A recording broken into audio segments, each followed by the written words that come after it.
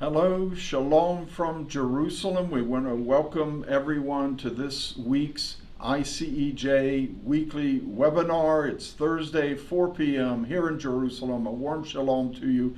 I'm David Parsons, one of the vice presidents and the senior spokesman here at the International Christian Embassy. And we're having an exciting time that is all based around our theme today. We've taken today's webinar topic basically out reflection of our International Leadership Conference. This is an annual meeting of all our national directors, representatives, some of our key supporters from around the world, and we're talking today about the global reach of Christian Zionism. And my, do we have a real picture and image of that at this week's ILC gathering in Jerusalem. We're at the beautiful Beit Yehuda Hotel and Conference Center near the Jerusalem Zoo, nice and quiet corner of Jerusalem, very green and all, where we're enjoying the spring and our first time together in 2 years because of Corona. We haven't had a chance to do the feast in person, our Envision Pastors Conference, our International Leadership Conference, these important gatherings we hold each year. This is the first time we've been able to hold one of these in person, and I can report that we have around 50 of our representatives that have come in from around 25 countries from abroad that are here with us this week. And we also have 186 people who are joining us online. They're able to access all the business meetings that we're having from another 51 countries. So we're talking almost 250 people when we add in some of our Jerusalem staff, the people taking part in this hybrid in-person and online conference from over 75 countries. And that's quite an amazing testimony to this topic of how the Christian Zionist movement has spread and is growing and is large, and it has expanded its reach all around the world. We have all continents represented here, and we're just glad that you've joined us today to hear a little bit about this. And let me just start out by saying that the International Christian Embassy Jerusalem, we've been here for 42 years now, and when we were founded in 1980, there were 32 nations represented at the dedication of our first building at the Feast of Tabernacles, September 1980. And I think there were around 45 countries, Christians from around 40 countries attending the feast that week, and we had over 30. It was around 32, 35 nations that were at the dedication when we founded this ministry.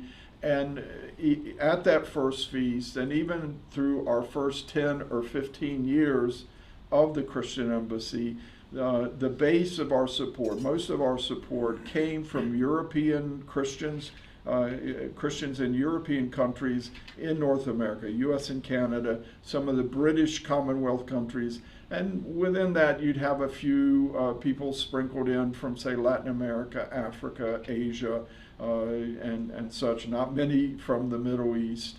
And they had their motivations. Some of them had knew the history of Christian anti-Semitism against the Jews in Europe, especially by the established churches in Europe. Some of them knew probably more, or even had lived through some of the events of World War II, and especially the Holocaust, so there was a lot of sympathy to do something for the Jewish people. Whatever other reasons and motivation, it was tended to be a more European, North American movement, and we still have very strong support in all of those countries. We're going to hear from some of them today, but over the last 20 to 25 years, the body of Christ has been growing at phenomenal rates all over the world, especially in what we call the global south, Latin America, Africa, and Asia.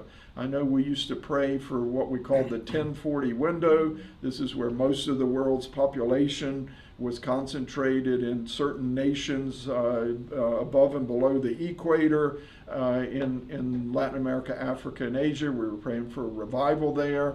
There were sort of Western Christian missionaries who went in there, but over the last 20 years or so, most of the revival and the spread of the gospel in these nations has been carried by indigenous ministries, indigenous preachers, evangelists, apostles, prophets, and along with it has come a love for Israel. So that as the churches have grown, the evangelical churches have grown in the global south, so has the support for Israel, and we've seen it reflected in our own ministry. Today we have branch offices in around 95 countries, either a branch office or an official representative there. We have a reach into about 170 nations worldwide, and we want to give a little taste of where this support is coming from today. It's unprecedented, it's phenomenal. All past Christian generations, it's largely a history of hatred and contempt for the Jews, saying they were cursed to endless wandering for killing Christ. And there's been a tremendous sea change in the last 100 years or so, the rebirth of Israel, the Jewish reunification of Jerusalem in 1967. All of these events have proven the Bible right. It's helped spread the gospel, and now we have Christian supporters of Israel all over the world. We want to welcome them today. We have Ditoka, who's going to be representing Fiji and the Pacific Islands. We have my brother Dani Padmo from India, and he has an incredible testimonies in his life, but particularly about how he's seen and how he has helped grow Christian support for Israel. We have Brother David Silue from Ivory Coast. He's part of a big ministry there and can talk about Ivory Coast, French-speaking Africa, all of Africa, what God is doing there to build love for Israel. And Gottfied Bühler, who is head of our German branch, the brother of our president, Dr. Jürgen Bühler, who, Gottfried, let's start out with you. You've been familiar with the embassy, I think, since 1991, your first feast. You knew Christian Stefan, who founded our German branch early on and did so much work, built such a good base there. And now you're actually our highest producing branch in the world in terms of funding efforts here and doing so much. But give us a little history, your own encounter with Israel, with the Christian embassy, and with the branch that was founded there by your predecessor, Christian Stefan. Yes, thank you, David. Thank you for the invitation, and shalom from Jerusalem. Especially if there are any German-speaking people. Ich grüße euch ganz herzlich aus Jerusalem. I think if you're talking about Zion and Zionism and these things, we have to, first of all, we have to look back. And I think in my eyes, the first non-Jewish Zionist in the world was Ruth, right? The Hebrew word is interesting wise, Reut, which means caretaker or helper. And I think that could be a good foundation. She mentioned these famous words, your God is my God and your people are my people. And I think that's a good foundation if we're talking about Zionism and Zionists. But if you look back in Germany, the interesting story is that in the midst of the 19th century, the first bishop after the first church in Acts in the Bible, so 1,800 years later, the first bishop in Jerusalem was a German Jew, Michael Solomon Alexander. Yes, and he was a Jew and he converted to Christianity.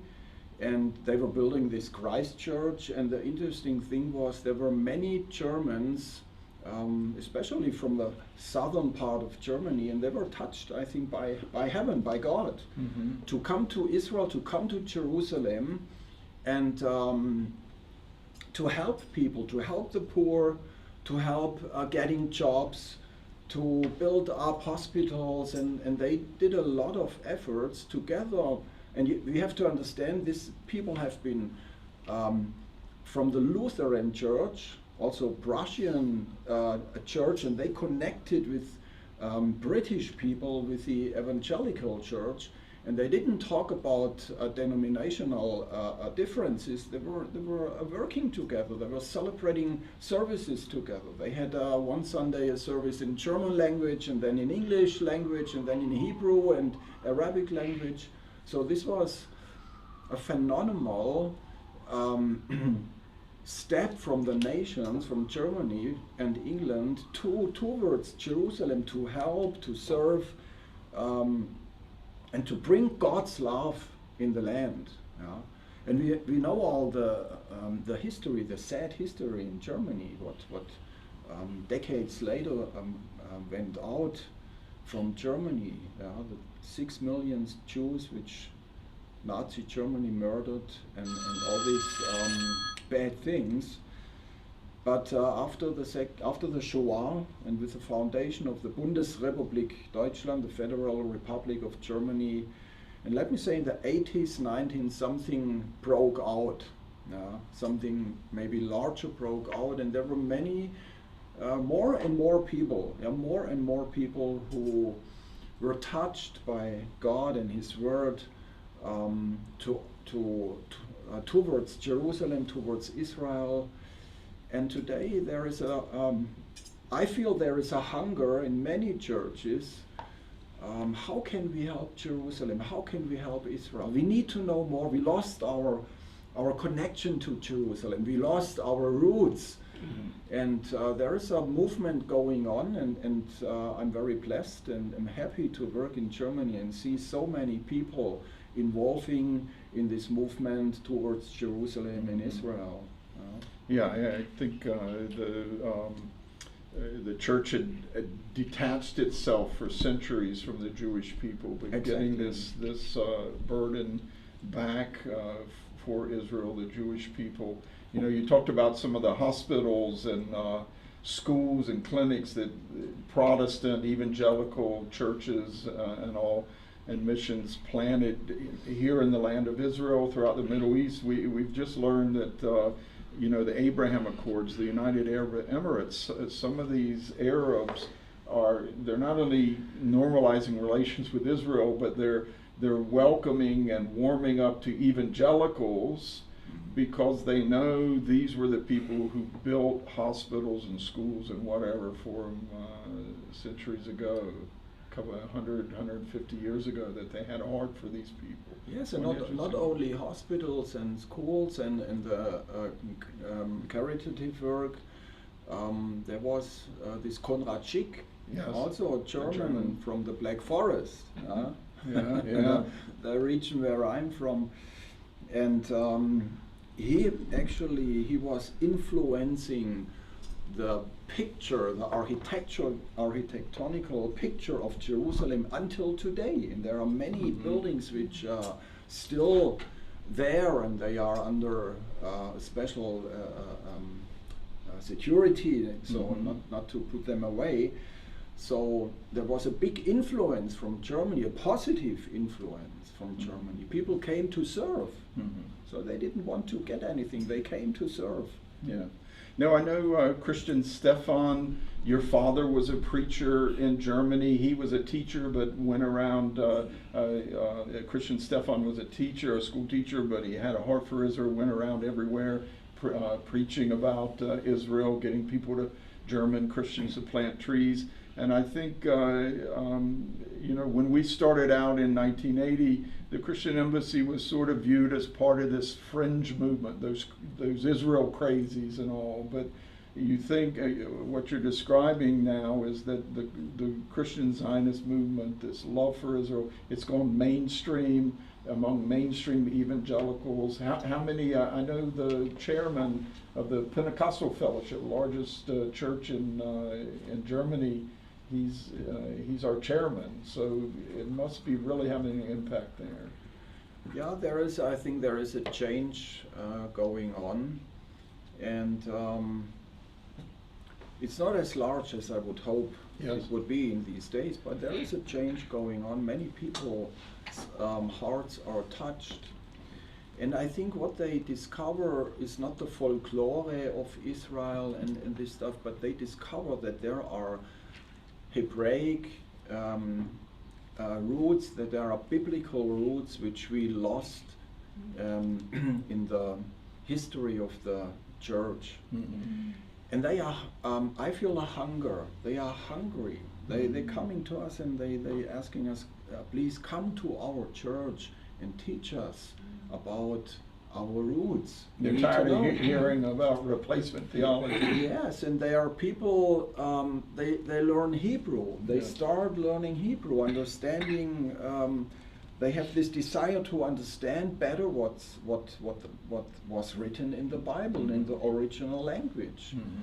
They are interested about archaeology, about these finds which you have here literally every day. They are studying about these old scrolls which are found in Qumran and on other places, which prove their belief, which prove their faith, which show us that the Bible is right and Amen. nothing changed. Oh man, it helps you preach. The restoration of Israel helps you preach the gospel. Even Peter in Acts 3, when he's preaching the gospel, he says, "Look, it all ends with the restoration of all things." Yes. To bring back Jesus. Yeah. That's exciting. We want to turn to David Silue. He's our national director in the Ivory Coast. I think to talk about the growth of Christian Zionism, pro-Israel support among Christians for Israel in, say, West Africa, French-speaking Africa, all of Africa. You first have to talk about the growth of the church, the evangelical church, and what's been happening over the last 20, 40 years. I mean, it's a continent that has gone from less than 100 million to around, I think, 500 million believers now, born-again believers. That's amazing. Yeah. Waiting, David. Before I start to explain, let me just greet my people. Yes, please. In French. Yes. Bonjour à tous. Je voudrais dire merci à toute la francophonie qui nous suit dans ce webinaire. C'est la première édition de la conférence internationale des leaders ici à Jérusalem, dans le cadre de ICEJ. Et après la pandémie de la Covid-19, il fallait quand même que la francophonie soit présente à cette première rencontre, stratégique d'ailleurs. Et nous avons fait fort. Dieu nous a permis d'être là et nous sommes heureux d'être là. Je voudrais, au nom donc de toute la francophonie, dire bonjour à tous ceux qui nous suivent pendant ce webinaire, saluer tous les francophones eux-mêmes, à commencer par nos amis de la francophonie de l'Europe, de l'Amérique du Nord, de l'Amérique du Sud, de l'Afrique et probablement de ceux d'Asie aussi. Je vous salue vous tous. Soyez bénis, nous sommes ici pour vous représenter. Let's say that the Zionists in Africa, in the church in Africa, particularly in Ivory Coast, my country, you know that the human being work by priority. In Africa, we received the gospel first because that was the priority. When the missionary came, they chose Jesus, and then now we understand that we need to know our roots that bond that to Israel. It's very important. Africa has always been the story of Israel. We remember since the time of Abraham, we remember that all the Jacob and his son went to Egypt. Yes. Egypt is in Africa. Yes. And then we remember that there is many people from Africa that the Bible is talking about. Africa is one of the parts of Israel. The church in Africa start understand that now, because for many years now, ICEJ come in Africa through several people, particularly in Ivory Coast. We start in the churches to know really about the importance of the relationship between the church and Israel through ICEJ. And let me explain you an experience, personal experience that I get in this thing. One day, a pastor of mine come and say, Pastor David, you are the ICEJ director in Ivory Coast. Can you help my church? Come and explain to my people why the church must support Israel. I said, really? You can do that? You are a pastor? You went to Bible school? Why you don't know that? He said, sorry.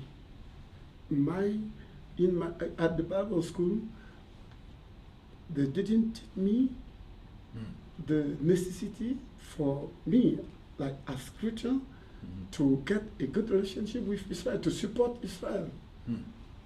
They teach me at the Bible school how to preach the gospel, how to help people, how to assist people. That is all, but not to get a relationship with Israel. But I understand that now that is important, because the Bible said that we are the branch of the same tree. That is, we are the branch of the same tree. Jewish people and Christians are the branch of the same tree. That's for that reason we need to know our brothers, Yes. Jews, and to see how to work with them, how to help Israel. So when the pastor explained me that, I said, okay, that is good. Let me organize the conference for pastors in the country, and then that will be for me the opportunity to explain to all of them the importance of the relationship between Israel and the church. And what I did. And at that conference, we bring together around 150 pastors from different churches and from different denominations. It was a very good conference. From that time, now in my country, most of the church knows what is the Zionism in the church. What is the importance of the relationship between the church and the Jews? I think that is the same thing that we are doing, not only in Ivory Coast, but in other parts of Africa. In West Africa, in Central Africa, in East Africa, there is more and more people now who are very interested in the churches to Israel, and the organized seminars, conference to explain the importance of the relationship between the church and Jewish people. It's not perfect, but we are working for that. We are working for that, and we are doing our best, and we trust the Lord because we know that that is what the Lord wants us to do. It's very clear. The Lord wants the church to be a part of the Jews, to comfort Israel, to defend Israel, to protect Israel. That is our mission. That's our mission. And so, in our countries in Africa, particularly in Francophone, French-speaking countries, Africa, we are working to help the church to know the importance of the relationship. That sounds like that same spiritual hunger that Gottfied just spoke about in the people, that they're hungry to know, the Jewishness of Jesus. It helps with your own identity. I've been to East Africa 4 times in recent years, all over Tanzania, preached everywhere, and the people there are so hungry to know about Israel, to hear from the man of God from Jerusalem. And I've just noticed that, there was one meeting where, like you said, there was a pastor said he had been to Bible school, but he was taught nothing on Israel. Exactly. Well, we're in a meeting where there's bishops of churches on their knees crying, and it's in Swahili. I say, what's going on?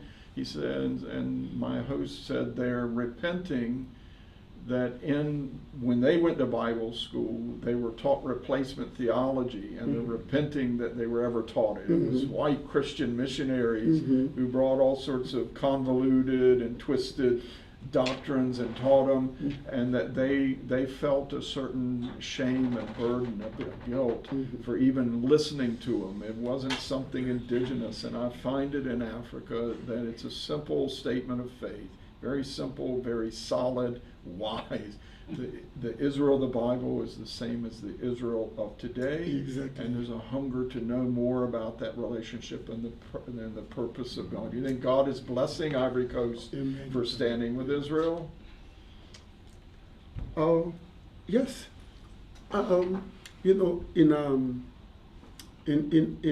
Ivory Coast, the church has a good experience with Israel now, and we believe that the Lord will bless Ivory Coast, but not only Ivory Coast, but all the countries who did that. Yes.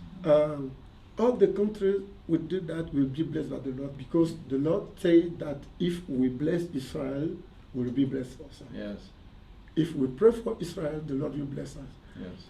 That is why in our countries, every year when we have the Feast of Tabernacle, we did our best to mobilize people to come. I think I've seen up to 400 people from Ivory Coast there. Exactly. That's wonderful. Exactly. This year, last Friday, we got a meeting for that.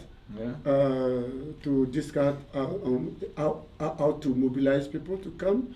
And the Lord opened up the door with the government of our country. The government every year help us to come by paying the ticket and helping subsidize your visit. Yes. Because we explained to the government the importance for them, for the nation, to get blessed. To get blessing, they need to bless Israel. Wow, praise and the Lord. Our government understands that. Yeah. So when you like that in Germany, hey. So this year, next October, we will come. Oh, bless you, brother. We'll we look forward to more. I know that Ivory Coast is also a hub for the gospel, for gospel television, radio, everything throughout French-speaking West Africa. Exactly. Very important. You're going to bring many others from other countries in along with you, and that's very important. And we know Apostle Apollinaire, who's the chairman of our branch in Ivory Coast, and you working as our national director. You're doing a great job. We look forward to hosting your folks at the Feast of Tabernacles too, and all the good things you're doing. I think we have some visits coming up. We're going to have someone speaking there or something soon, but it's just great. And I've seen that love and that fire in Africa in incredible ways. Been to Ivory Coast, seen it in East Africa as well, and it's exciting. We now want to turn to Brother Dani, Pastor Dani from India, who has had many miracles in his life. I know God has healed you twice, and that's for another time to tell some of that. But I know you have had a heart for Israel for many years, and you really have visited here for many years. You've spoken in like all these local Jewish Messianic congregations, but you had a special way of encouraging Christians in India to pray for Israel, to have a heart for them. Tell us a little about that. Yeah, thank you, David, for inviting me. And if you want to say hi in Hindi. Yeah, Jai Es Masiki, and greetings from Jerusalem to all my Indian beloveds. Yes. Thank you, David, for inviting me to share about this. My first trip was in 2007. Before I became a Christian, I was a Hindu. I spent many years in Hinduism, and then finally we got saved and we came to know Jesus. That was very blessing. And I have started my ministry also, and simply pastoring in one of the church, but I never know much about the Israel and the Jewish people, even I am pastoring.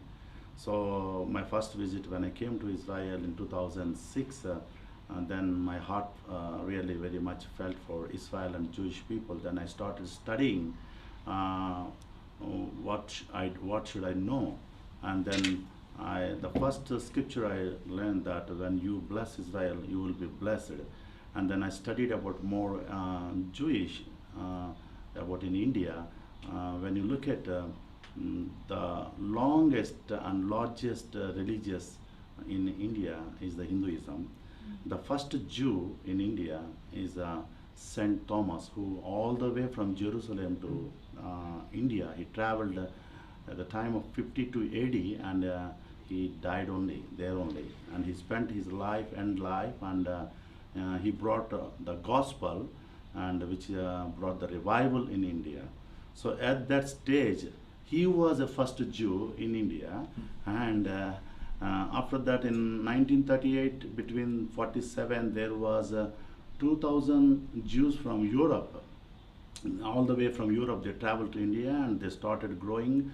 That number increased up to 20,000. After 70 years, it was 50,000. And now it's coming down because the many Jewish people we found from India, which called the tribe of Ben Manasseh, they are very much, passion and intention to come back to their own land. As I know my experience, when people, if Indian person, if he settled in America, would you like to come back to India? He says, no, America is good. I am fine in America.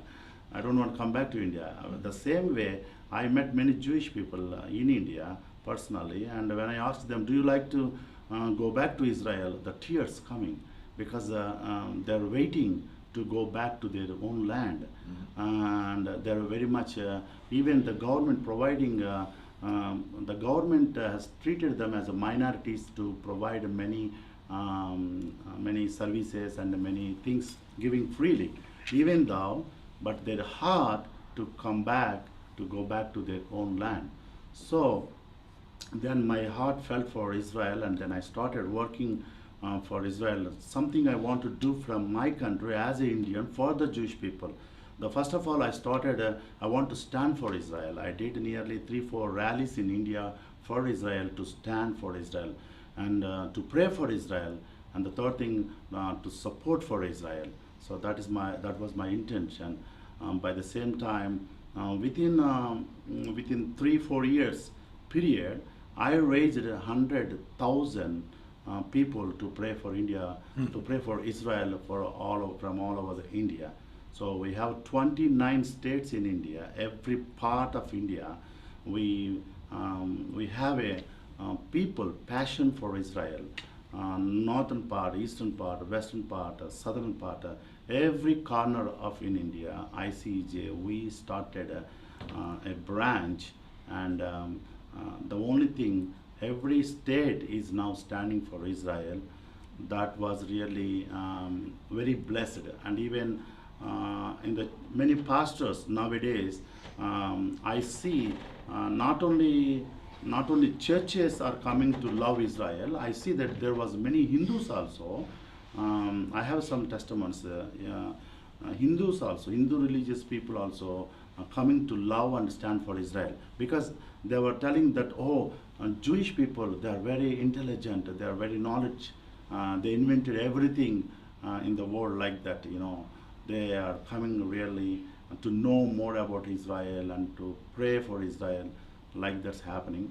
But all my traveling to Israel, 100,000, raising 100,000 people to pray for Israel every day, it's not a simple issue. But you had a unique way of getting them to pray for Israel. Exactly. I never ask the people, but when I meet the churches or pastors, I more focused and targeted pastors. When I used to come to Israel, I take some acrots in which is the little coins, 10 agorot coins, yes, from the shekel. And you can see menorah Yeah. on that coin. So I used to give them, please keep it with you, and the pastor keep it in the church, and he always remember. He took big bags of agorot, Yeah. Israeli coins, Nearly back to more India, than- handed That's a them small out. idea. 10,000? How Yeah, many? more than I took 50,000 coins from him. 50,000 coins. Yeah. Handing them out to Christians, say, remember to pray Everybody. for Israel. Yeah. Now, what a Idea. unique... Small idea. Exactly. So the coin, if it reaches for one pastor, the pastor encourages all the congregation to pray for Israel and to stand for Israel. That happened. And even in the year 2020, when we had a first India ICEJ national conference in Chennai, there was a huge gathering from every corner of the country in India. And the many leaders, they came at the same time. Yerugan and our President Yerugan and Vice President Moimi Kolas, they came all the way from Jerusalem to India. Really, they encouraged all the leaders in India just to stand and how to pray and how to stand and how to support. So we have raised a little bit money, but the people who gave who blessed Israel, they shared their testimonies how they got blessed. Yes. I have three powerful testimonies from Mumbai, Pastor Rajan Cherian, and even from Chennai, Pastor Stephen Viswasam, and even from Hyderabad, Pastor M.V. Thomas, how they brought millions of rupees, which is the cost of the land. After they blessed Israel, they got millions of cost of their land, very like a smaller price. So they got discounts on land they needed for their ministries. They believed that Wow. I bless Israel, so Yeah. they got the blessing. But at the same time, after I working for Israel, even I have a ministry. In 2017, I had a gas explosion. Many of you know that how God saved me in the fire. While I had experience in the fire, but the Lord of Israel, He saved me and He brought me from the death to life. You had horrible burns all Exactly, over your body yeah. from an explosion. Yes, my face and everything even burned, but the Lord of 8 Israel. days later, you walk out of the hospital totally healed. and Exactly, 9 days, 8 days, I got You can't healed. find a scar Yeah, on even you. the doctors who tried to, Oh. put some laser treatment, they were shocked, and they accepted that yes, your God only did this, and Yeah. even in our science medical service, we never see this kind of burnings, total healing. So that was really a second life for me. I believe that because of the blessing, when you bless Israel, the blessing comes to you in many aspects, many ways, not only financially, but I got my blessing, it's a life. So it's a life. I see some people, they received the blessing when they stand and they support Israel, when they started their churches to pray every day. They received in different way the blessing. But I can say as a national director on behalf of ICEJ, this is the what truth. We people in India really received the blessings. But there is a blessing, I can tell that exactly. I know this testimony of how God dramatically healed you after you were severely burned by this gas explosion in you your remind kitchen. me. I remember you saying how some of the other pastors in your town, it's a big town, Vijayawada, and I've been there with you, ministered all over the country, all a very enjoyable time. How you said they were afraid to come visit you in the hospital because they didn't think you were going to make it.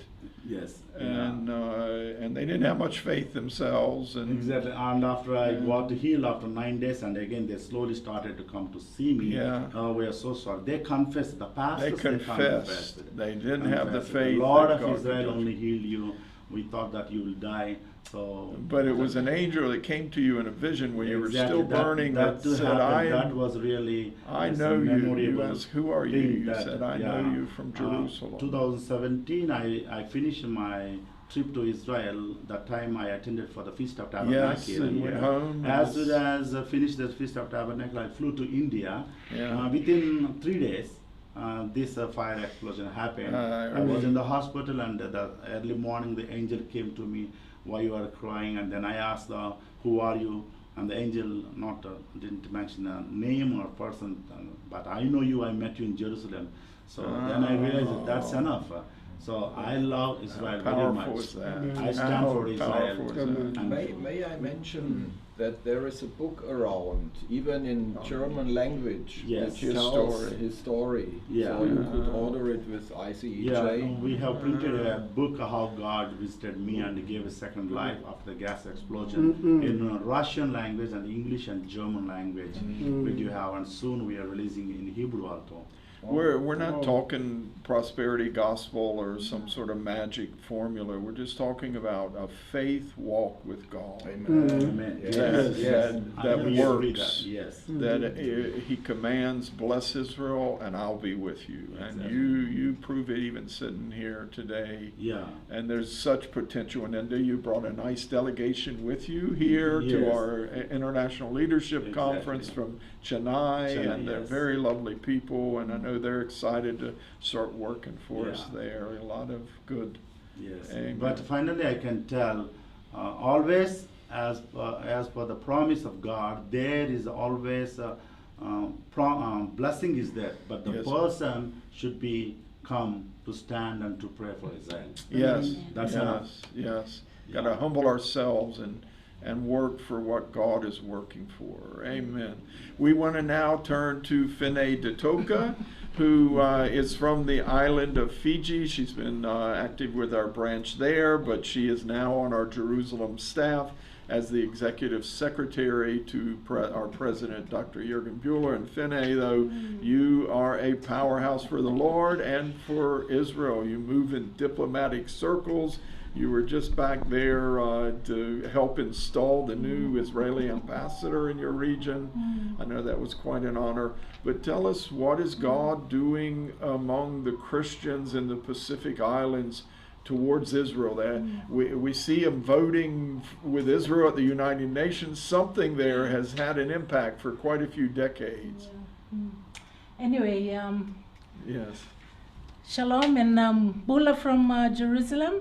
It's an honor, David, to be part of this webinar today, and especially being amongst our national directors from the different regions and talking about Christian Zionism.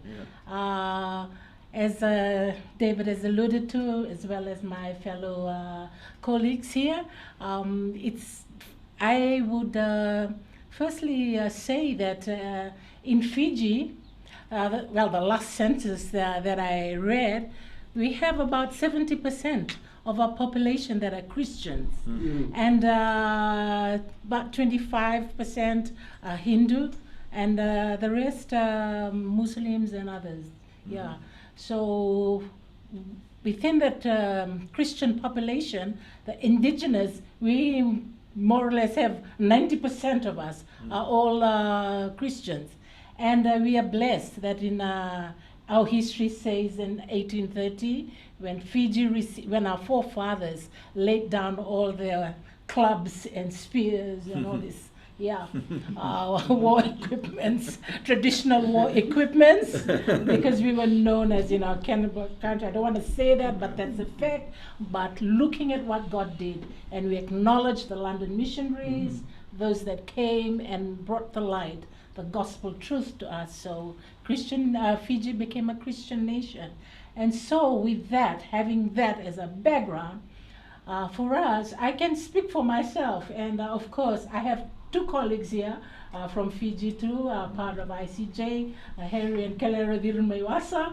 And I would say we were raised from, right from home on Christian, as a Christian, we were raised in a Christian family. It was a norm at the time that everybody goes to church every Sunday, attends Sunday school, everything, even devotions at home. Believe it or not, even I would say in the villages, every evening, the lolly beats, you would hear that. I would say similar to shofar being blown. It's a call to worship. It's a call to come and pray together. So we were raised like that, knowing the truth about Yeshua. More, I would say, all of us, every Fijian that was raised from Fiji knows, Christ, knows that they are Christian. Oh. But the question is, when we were growing up, and we realized, no, this is a different thing, it's a relationship. But other than that, it was just a religious thing.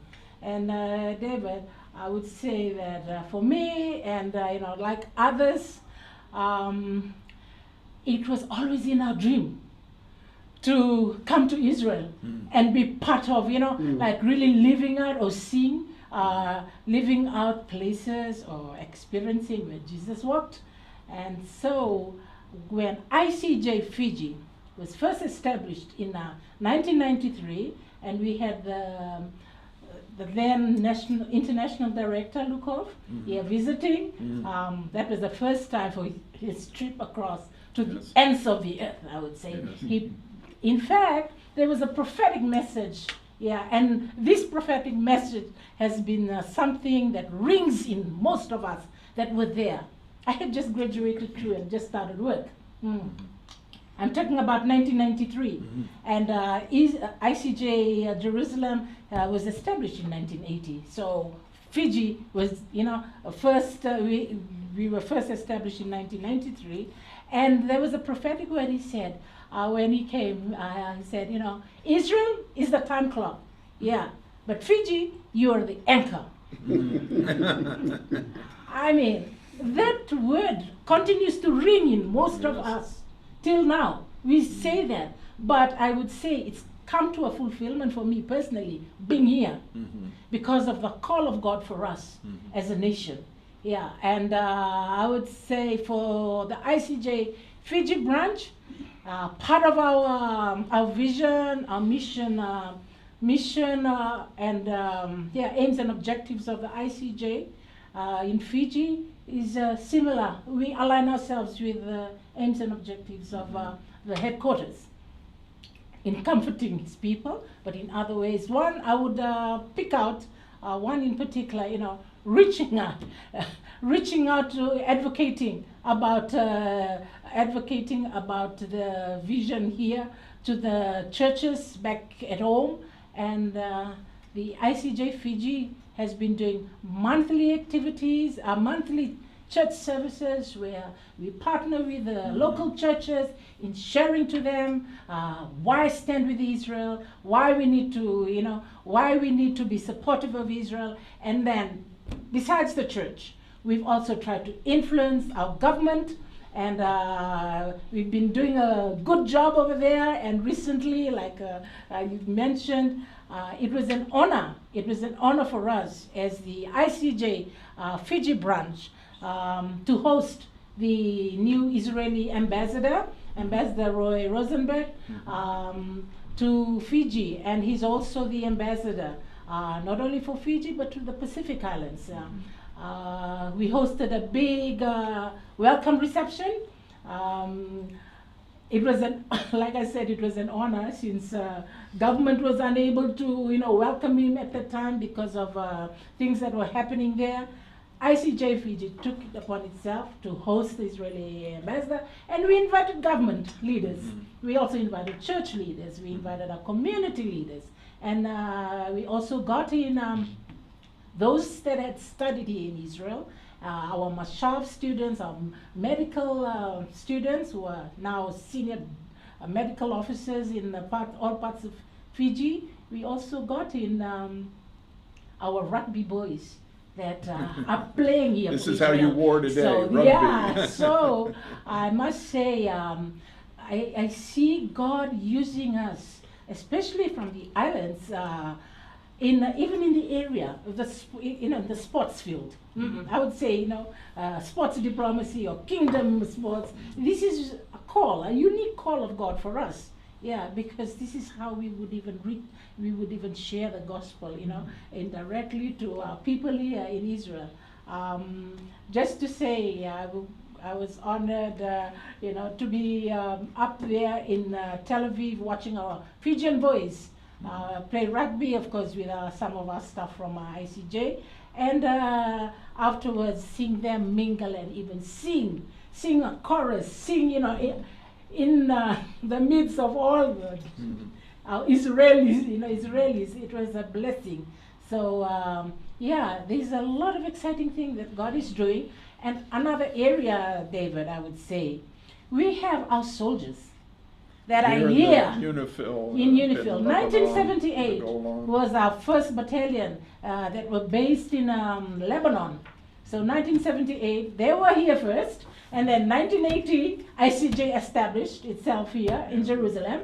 But what I'm saying, since 78 until I think just 2000, and I've got to get that date right, where Fiji pulled out from Lebanon, all those years, our Fijian soldiers had the privilege of coming freely to Israel, just crossing the border from Lebanon. Up on the border, but they wanted to come down here and to so Jerusalem. the support for Israel comes naturally.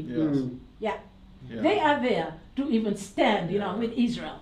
I remember how our military officers would say, jokingly, we've always told our Israeli friends, we are here, we would always, when you pull out, we'll pull out. And that's exactly what happened. When Israel pulled out from Lebanon, Fiji too pulled out. But now, Fiji soldiers are in Golan Heights, and besides Sinai in Egypt, and nothing else. You'll be, I'm sure some of you may have witnessed that during the Rosh Kodesh. They were part of it. They know that God has called them not only to be peacemakers in the physical sense, but to be that spiritual, what shall I say, a spiritual watchman too, in providing peacekeeping duties out there. So the support for Israel, of course, is there. And I just want to also mention here, even though sadly sometimes it's a pressure for us, particularly Christians, when we hear or read in the news that our government did not vote for Israel at the UNGA meeting, but all they did was abstaining. And for us, abstaining is like no. We've had, I acknowledge our national director, Master Meka, and the hardworking executive office members that have been visiting our leaders, and that's the only way that they've been doing, trying to advocate, the need, the spiritual significance of us standing with Israel. Yeah, but I must say, Fiji, the support for Israel is just there. Yes. And all through the islands. All through the islands. It's not only Fiji, it's really Micronesia, Samoa. Cook Islands, Samoa. You go to any gathering in a Christian event, you always see the national flag and the Israeli flag. All these Polynesian So, people, so Finne, thank it's you. very, very interesting. Thank you for that. It's very interesting. I know our brother David Silue sort of mentioned it in how we try to find ourselves in scriptures as Gentiles and people among the nations, how many Africans, when they read Egypt, they read Africa in the Bible. They see that, and Jesus came and he escaped to Egypt, which is Africa, and we help preserve him and all this. And you talk about how the gospel will go out to the ends of the earth. I know in the Pacific Islands, it's the scriptures about the islands shall wait for your law and the preaching of the gospel. Fiji is the exact opposite of the earth from Jerusalem. I know Gottfied, many German Christians, where it talks about that the sons of those who once oppressed you will come and bow at your feet. Humility, help, care, mercy. You identify with this. I know, Brother Dani, to have this visitation from an angel in the midst of your worst moment and just burned all over your body, and he says he saw you, he knew you from all your visits to Jerusalem. This is all very touching, how we all find ourselves in Scripture, and we find ourselves really answering that call of the prophetic call, where God says in Isaiah 49, I'll beckon to the Gentiles, and they'll bring your sons in their arms, daughters on your shoulders. Their kings shall be your foster fathers, queens your nursing mothers. They're going to come and bow at your feet, not as a sign of worship, but as a sign of humility, and saying your long journey among the nations and your suffering, it's over. And then Israel, that the Lord is God. We know this global reach of Christian Zionism. More and more Israelis are finding out about it. They're learning about it. We have another testimony this week here at our International Leadership Conference. We have 250 Christians from around the world participating in it in person or online from over 75 nations, all officially affiliated with the Christian Embassy, either from our branch offices or from our appointed representatives in these nations. In each of these countries, it's actually the local ministries, the local leaders of the body of Christ who are carrying this. It's not some, Western bringing some white Western Christ, some white Jesus. God has touched every one of our lives.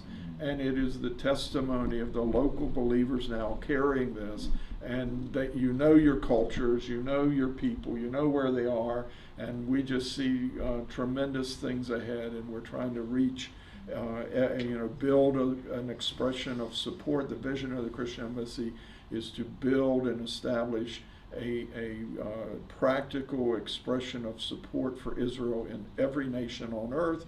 Have a reach in about 170 countries now, and the running parallel with that is a vision to reach every segment of Israeli society with an expression of the love of Jesus for them through our practical works. And we're just excited gathering here this week for the first time after Corona to be with this global fellowship, the body of Christ from all over the world, who not only serve Jesus because of what he's done in our lives, but because we know he's the King of Israel. And they don't know it yet, but they will one day. And this is an exciting to be a part of it. And we just bless you from Jerusalem, all of us joining together to say shalom from Jerusalem. God bless you. God bless you. Bless you. God bless you. Thank you for joining us today. We'll see you next Thursday at 4 p.m. Be sure to subscribe and follow us on our social media pages for more exclusive ICEJ content.